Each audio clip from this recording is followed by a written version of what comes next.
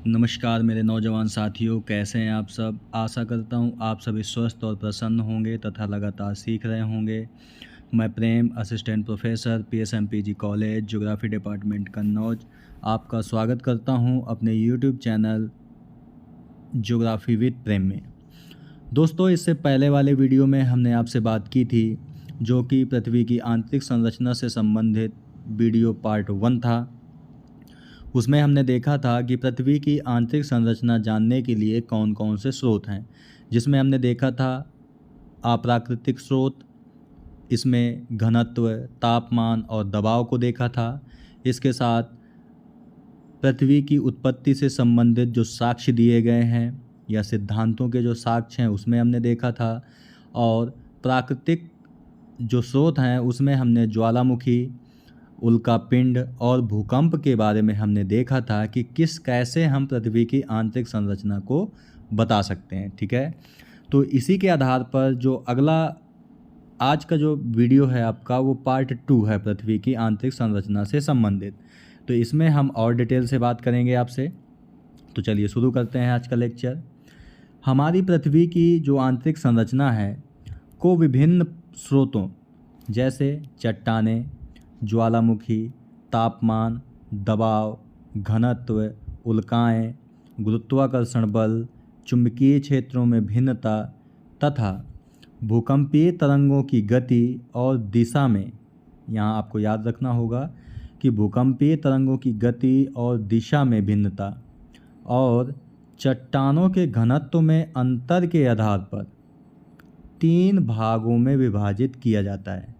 ठीक है, तो ये आपको याद रखना है कि किसके आधार पर पृथ्वी की आंतरिक संरचना को 3 भागों में बांटा गया है। तो भूकंपीय तरंगों की गति और दिशा में भिन्नता और चट्टानों के घनत्व में अंतर के आधार पर इसे बांटा गया है 3 भागों में। कौन कौन से हैं?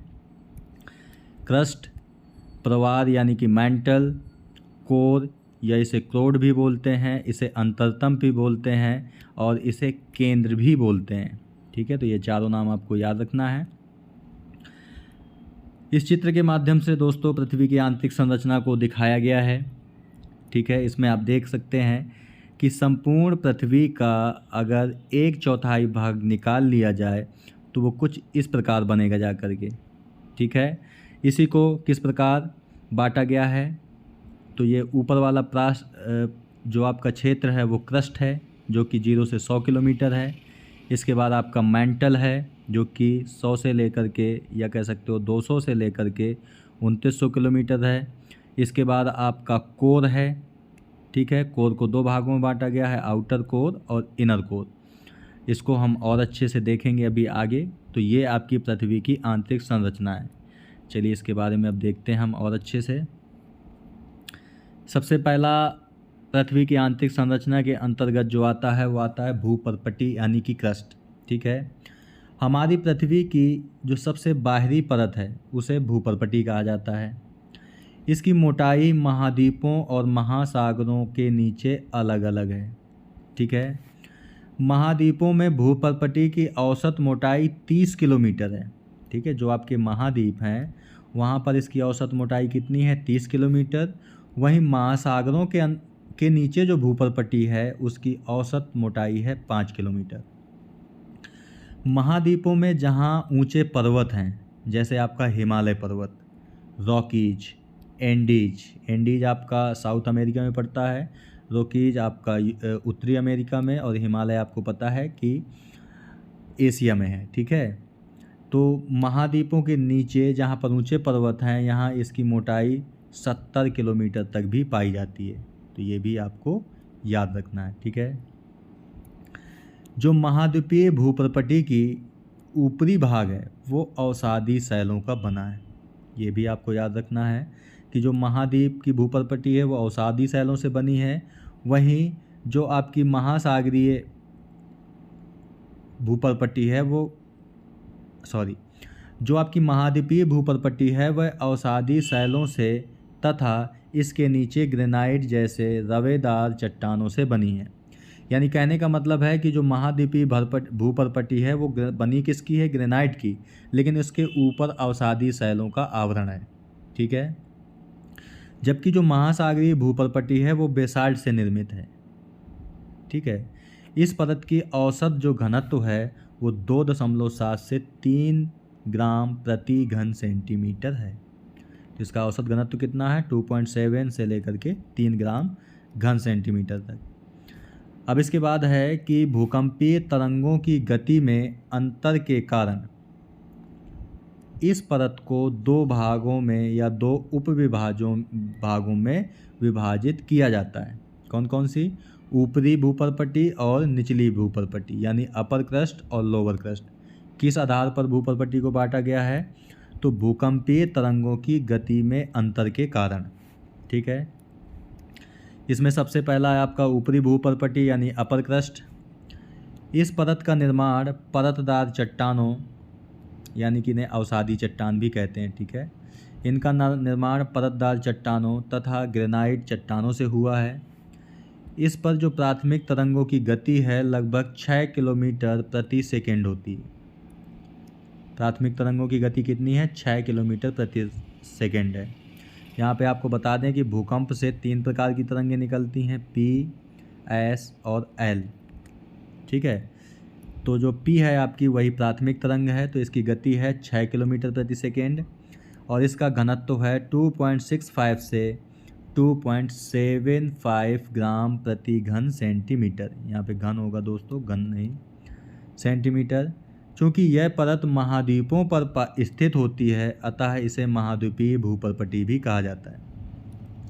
यानी अपर क्रस्ट आपकी महाद्वीपों पर ज़्यादा स्थित है, इसलिए महाद्वीपीय भूपर्पटी भी कहा जाता है। यह परत पूर्ण रूप से ठोस अवस्था में है। इसकी औसत मोटाई 30 किलोमीटर है। ठीक है, तो ये भी आपको याद रखना है। इसके बाद है निचली भूपर्पटी यानी कि लोअर क्रस्ट। इस परत का निर्माण बेसाल्ट चट्टानों से बना है और इसकी भूकंपीय प्राथमिक तरंगों की गति 7 किलोमीटर प्रति सेकेंड होती है, जबकि अपर क्रस्ट में कितनी थी? 6 किलोमीटर, लेकिन निचले में कितनी हो गई? 7 किलोमीटर। ठीक है, इसका घनत्व 2.75 से 3 ग्राम प्रति घन सेंटीमीटर पाया जाता है। ठीक है, तो इसमें अंतर भी आपको याद रखना है कि ऊपर वाली में कितना था और नीचे वाली में कितना है। यह परत महासागरों के नीचे स्थित है अतः इसे महासागरीय भूपर्पटी कहा जाता है। ठीक है, यह परत आंशिक रूप से तरल अवस्था में है, जबकि अपर क्रस्ट क्या थी? ठोस थी, लेकिन यह तरल अवस्था में है।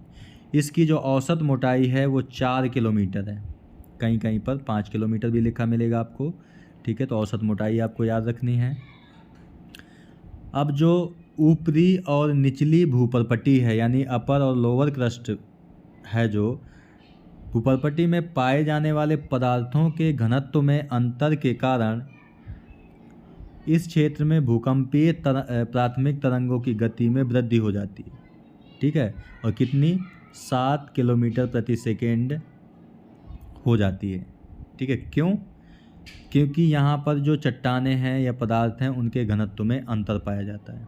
ठीक है, इस परत को कोनराड असंबद्धता, कोनराड डिसकंटिन्यूटी के नाम से भी जाना जाता है। ठीक है, तो ये भी आपको याद रखना है। यानी कहने का मतलब है कि जो आपका अपर क्रस्ट है और जो लोअर क्रस्ट है इनकी जो विभाजन करने वाली सीमा है उसे कोनराड सीमा कहा गया है।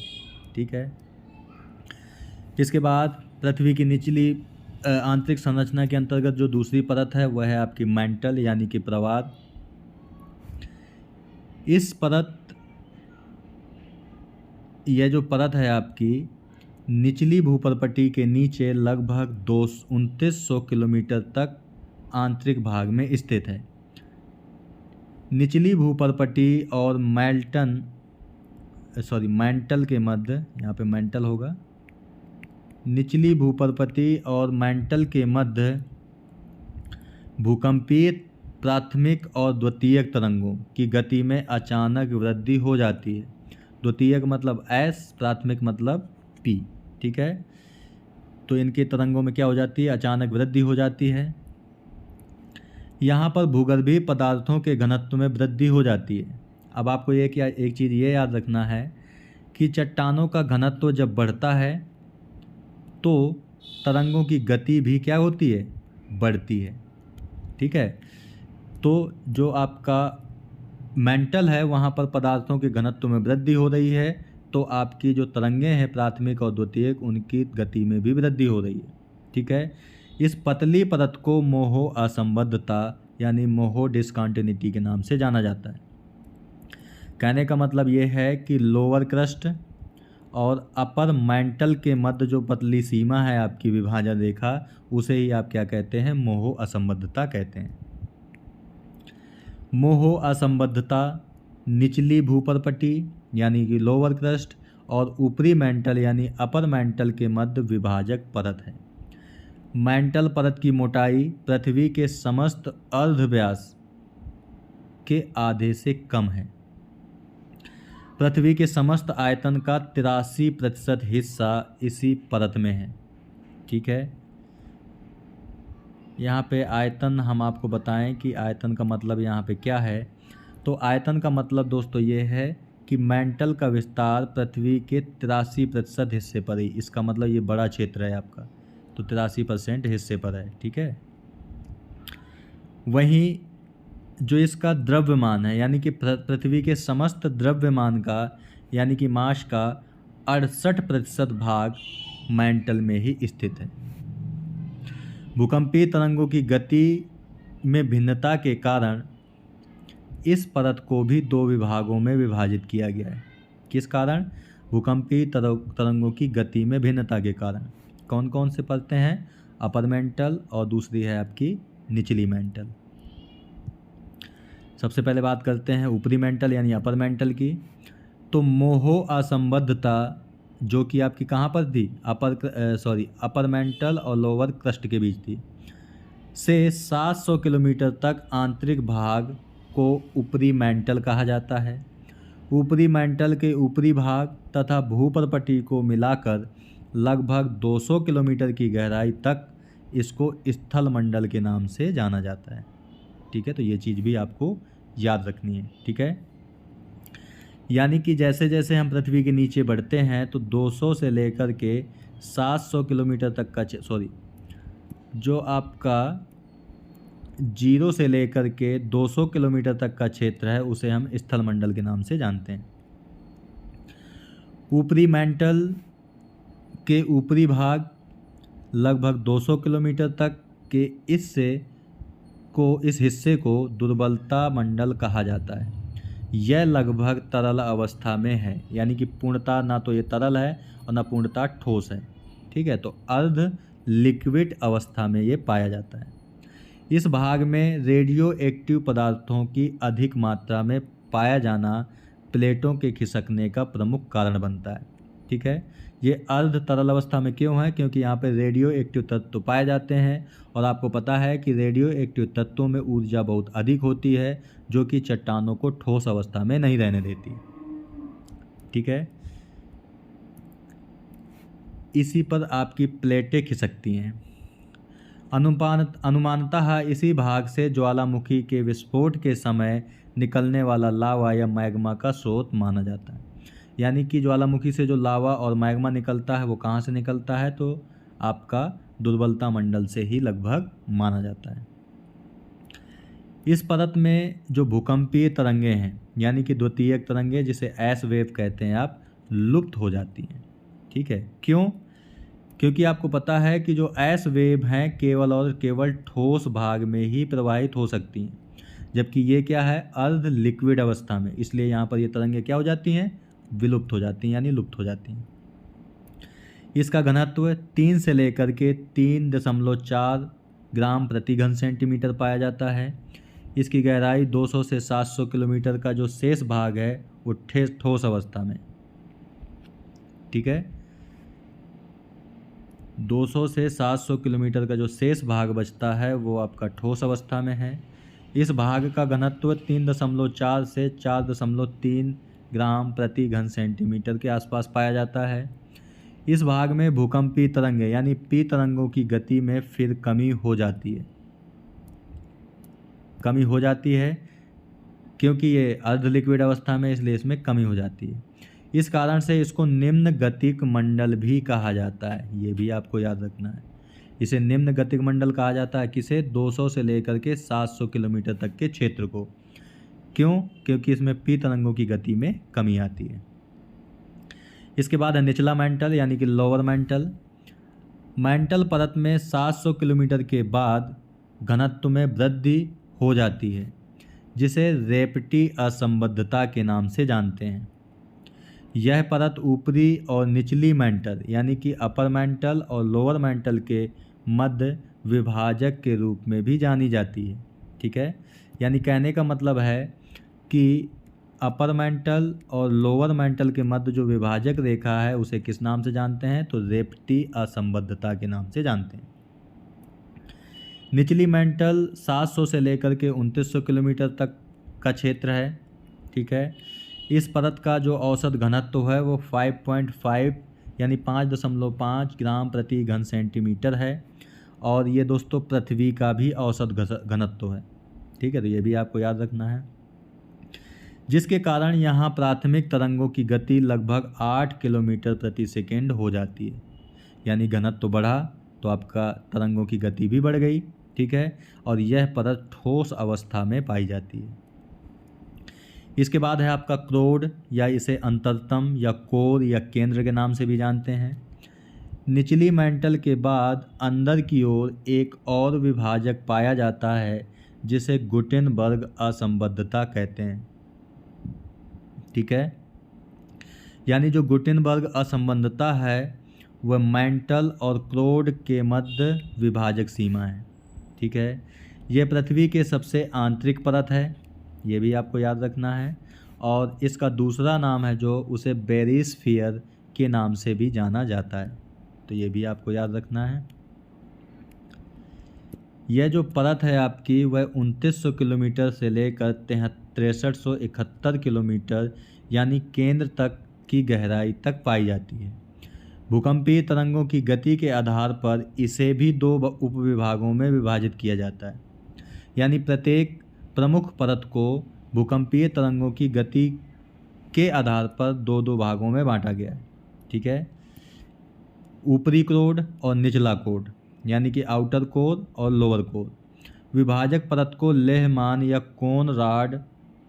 कोनार्ड, यहाँ पे कोनराड नहीं है दोस्तों, कोनराड तो आपका अपर क्रस्ट और लोअर क्रस्ट के मध्य थी, लेकिन ये कोनार्ड है, इसे लेहमान या कोनार्ड असंबद्धता कहते हैं। यानी कहने का मतलब है दोस्तों, आपको 2 चीज़ें याद रखनी है कि लोअर मेंटल और आउटर कोर के मध्य कौन सी है, तो वो है आपकी गुटेनबर्ग असंबद्धता। लेकिन आपका आउटर कोर और इनर कोर के मध्य जो विभाजक रेखा है वो आपकी है लेहमैन या कोनार्ड असंबद्धता। ठीक है, सबसे पहले बात करते हैं बाह्य कोर यानी कि आउटर कोर की। इस परत का विस्तार गुटेनबर्ग असंबद्धता से लेहमैन असंबद्धता के मध्य 2900 किलोमीटर से लेकर 5150 किलोमीटर तक पाया जाता है। ठीक है, यह परत आपकी अर्ध तरल अवस्था में है, यानी पृथ्वी के अंदर 2 ऐसे भाग हैं जो अर्ध तरल अवस्था में। पहला कहाँ से था? 100 किलोमीटर से लेकर के 200 किलोमीटर तक का क्षेत्र, और दूसरा कहाँ से कहाँ तक है? 2900 किलोमीटर से लेकर के 5150 किलोमीटर तक का क्षेत्र। ये 2 क्षेत्र ऐसे हैं जो अर्ध तरल अवस्था में। ठीक है, इस परत का घनत्व 5.5 से लेकर के 12.3 ग्राम प्रति घन सेंटीमीटर पाया जाता है। ठीक है, इसके बाद आपकी अगली परत है वो है आपका आंतरिक कोर यानी इनर कोर। इस परत का जो विस्तार है दोस्तों वो लेहमैन असंबद्धता से लेकर के केंद्र तक यानी 5150 से 6371 किलोमीटर तक पाया जाता है। इसमें अत्यधिक दबाव के कारण सभी पदार्थ ठोस अवस्था में, यानी किसके कारण? अत्यधिक दबाव के कारण सभी पदार्थ ठोस अवस्था में हैं। ठीक है, और इसका जो घनत्व है दोस्तों वो सर्वाधिक है, यानी कि 13 ग्राम प्रति घन सेंटीमीटर ये घनत्व है। ठीक है, इस परत में लोहा और निकेल जैसे धात्विक पदार्थ की प्रधानता पाई जाती है, इसी कारण से ये परत भी ठोस अवस्था में। इसमें दोस्तों जो प्राथमिक तरंगों की गति है वह सर्वाधिक अंकित की जाती है। क्यों? क्योंकि इनका घनत्व तो बहुत ज़्यादा है और जैसे जैसे घनत्व तो बढ़ता है तरंगों की गति भी लगातार बढ़ती चली जाती है, ये भी आपको याद रखना है। ठीक है दोस्तों, इस चित्र के माध्यम से आपको जो पृथ्वी के अंदर असंबद्धताएं पाई जाती हैं उनको दिखाया गया है। इसमें आप देख सकते हैं कि क्रस्ट, ये आपका क्रस्ट है। ठीक है, क्रस्ट यानी कि आपका अपर क्रस्ट और लोअर क्रस्ट के मध्य में कोनार्ड असंबद्धता है।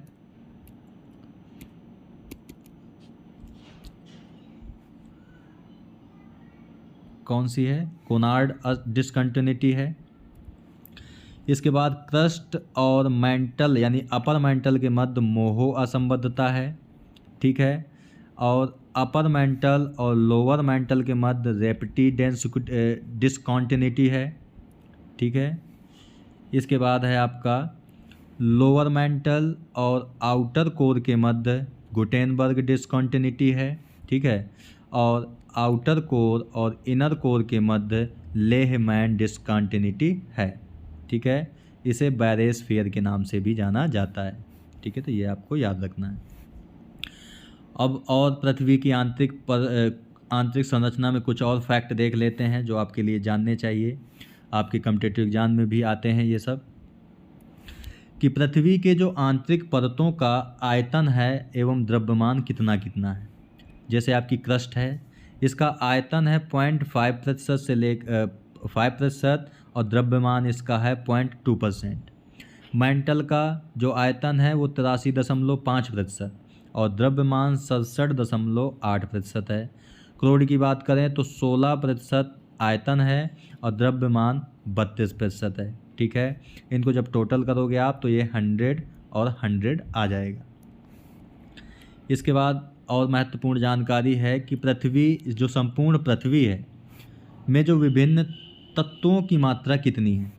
ठीक है, तो अगर क्रम संख्या में बात करें कि सबसे ज़्यादा कौन से तत्व हैं और वजन के अनुसार तत्वों की मात्रा प्रतिशत में देखें तो सबसे ज़्यादा जो पृथ्वी में तत्व पाया जाता है वो लोहा है आपका 35%, ऑक्सीजन 30%, सिलिका 15% और मैग्नीशियम 13%।